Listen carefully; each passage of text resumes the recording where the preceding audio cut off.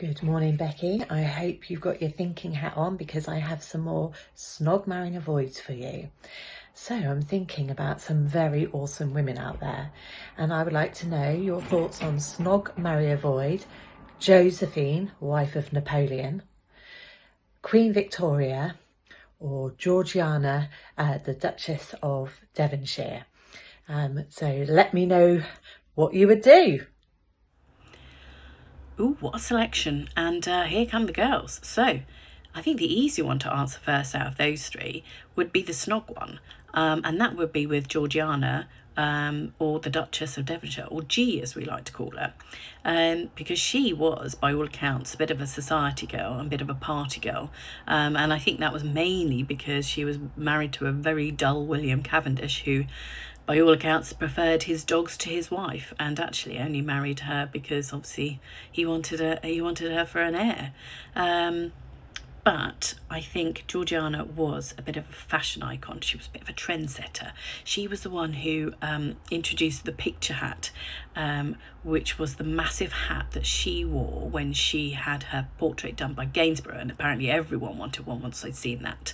She was also an early adopter of the massive tall hairstyles, the elaborate ones. I mean, who doesn't want to have a towering hairstyle bedazzled with jewels and ostrich feathers? And so I think, and also in all her finery, she was the hostess with the mostess. She was holding the most amazing balls and parties and soirees of Georgian society, and she was the talk of the town. So definitely someone you'd want to party with. So I think she would be up for it. With that, though, she was also, bless her, a little notorious. She was a seasoned gambler, and she racked up considerable debts during her time. She was also a seasoned drinker. Plus, she also had several female romantic friendships. She had a menage a trois with Bess, Lady Elizabeth Foster, who was a very close friend of hers. But she turned into a mistress of her husband for 25 years, and they had 2 illegitimate children together, and they even married after poor G died, which isn't very sisterhood at all. But I think Georgiana was genuinely a great party girl, maybe a little bit desperate at times.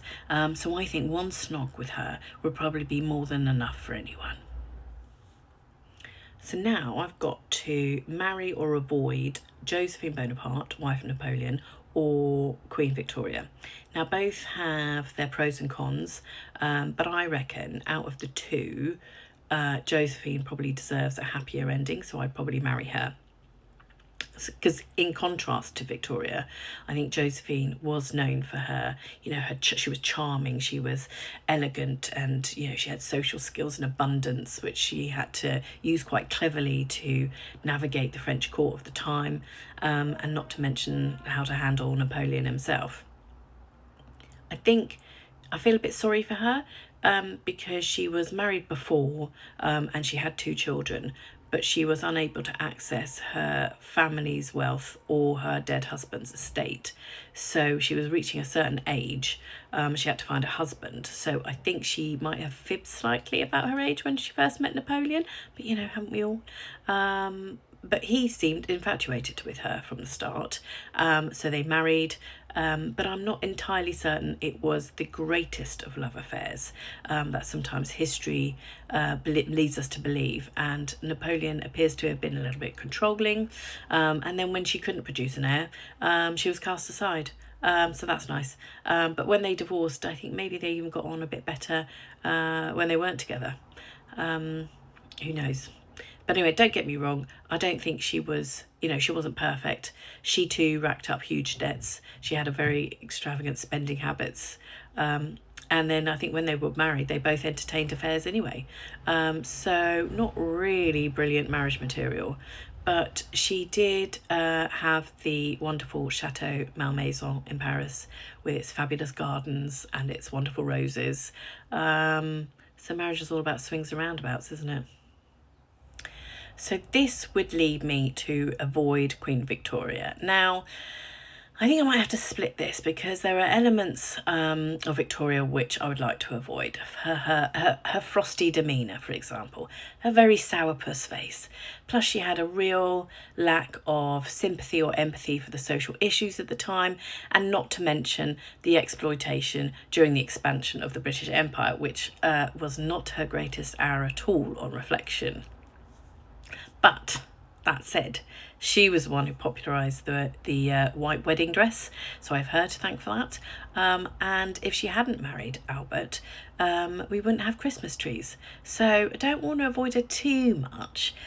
Plus, you know, you can't deny that she was stable, she was strong, she was hardworking, and she was loyal. In fact, when it came to marriage, she was loyal to the nth degree. And after her Albert passed away, she spent the next 40 years in mourning and in black clothes, which were totally not her colours. You know, she withdrew from public life. She became known as the widow of Windsor, and you know, or is that what we were led to believe? Because she clearly had a relationship with her loyal servant John Brown, but what kind of relationship was it? And while she was wallowing in her black clothes being the widow, was she privately in a loving relationship with John Brown? And recent research by Fern Riddle suggests that they may have even had a child together. And then this was hidden, obviously, and it clearly can't be verified. But it does make you think, was she less merry widow and more minx? Either way, unfortunately, she's been landed with my avoid. Who would you next like to see on our Snog Married or Avoid series? Do let us know in the comments.